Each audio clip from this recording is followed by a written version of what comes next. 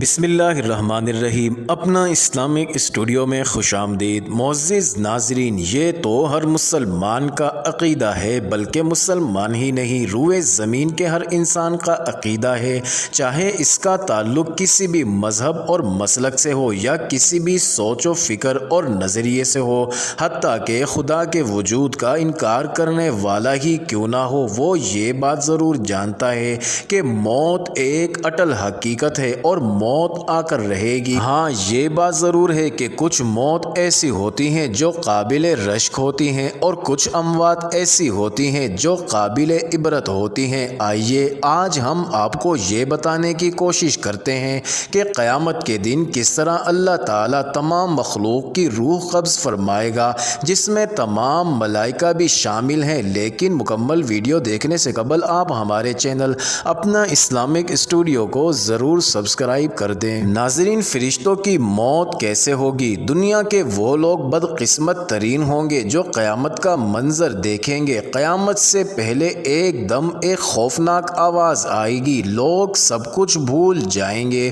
خوفناک آواز سے سورج پھٹ جائے گا، تارے ٹوٹ جائیں گے، چاند بکھر کر ریزہ ریزہ ہو جائے گا۔ ناظرین، زمین میں دراڑیں پڑ جائیں گی، یا یوں کہیں ریزہ ریزہ ہونا شروع ہو جائے گی، اور پہاڑ روئی بن کر اڑنے لگیں گے، جس کا ذکر قرآن پاک میں موجود ہے۔ سمندروں میں آگ لگ جائے گی اور دنیا تہس نہس ہو جائے گی۔ ایک انتہائی خوفناک آواز کے ساتھ پوری دنیا کو اللہ تعالیٰ موت دے دے گا اور ساری دنیا موت کی نیند سو جائے گی، جس میں انسان سمیت تمام مخلوقات شامل ہیں، حتیٰ کہ چرند پرند اور زمین میں رینگنے والے کیڑے بھی۔ جب سب کچھ ختم ہو جائے گا تو پھر پہلے، دوسرے، تیسرے، اسی طرح ساتویں آسمان تک سب کو موت دی جائے گی، سب کی روح قبض کر لی جائے گی، حتیٰ کہ اللہ تعالیٰ کی نوری مخلوق ہیں جنہیں فرشتہ کہا جاتا ہے، ان تمام کی روح بھی اللہ تعالیٰ اپنے حکم سے قبض فرمائے گا۔ پھر اللہ پاک کہے گا کہ کون باقی ہے؟ آواز سن کر ملک الموت حضرت عزرائیل علیہ السلام کہیں گے کہ اے اللہ، مجھ سمیت تیرے 4 فرشتے باقی ہیں۔ یہ حضرت جبرائیل، میکائیل، اسرافیل علیہ السلام ہیں۔ اللہ تعالیٰ جبرائیل اور میکائیل علیہ السلام کی روح نکالنے کا حکم دے گا۔ پھر دوبارہ اللہ تعالیٰ فرمائے گا کہ کون باقی ہے؟ جواب آئے گا کہ عرش کے فرشتے، یعنی اسرافیل اور میں عزرائیل۔ پھر اللہ تعالیٰ فرمائے گا کہ اسرافیل علیہ السلام کی روح بھی قبض کر لی جائے۔ پھر فقط اللہ تبارک و تعالیٰ حی القیوم کی ذات اور موت کے فرشتے یعنی ملک الموت حضرت عزرائیل علیہ السلام باقی رہ جائیں گے۔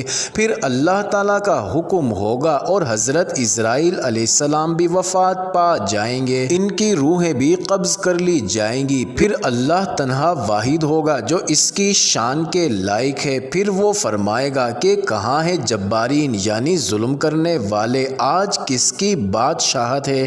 پھر اللہ تبارک و تعالیٰ خود ہی فرمائے گا لمن الملک اليوم، للہ الواحد القہار۔ پھر جب اللہ تعالیٰ چاہے سب سے پہلے حضرت اسرافیل علیہ السلام کو زندہ فرمائے گا اور حضرت اسرافیل علیہ السلام کو حکم دیا جائے گا کہ سور پھونکیں۔ ناظرین، حضرت اسرافیل علیہ السلام کے سور پھونکنے کی وجہ سے تمام مخلوق درجہ بدرجہ زندہ ہوتی چلی جائے گی۔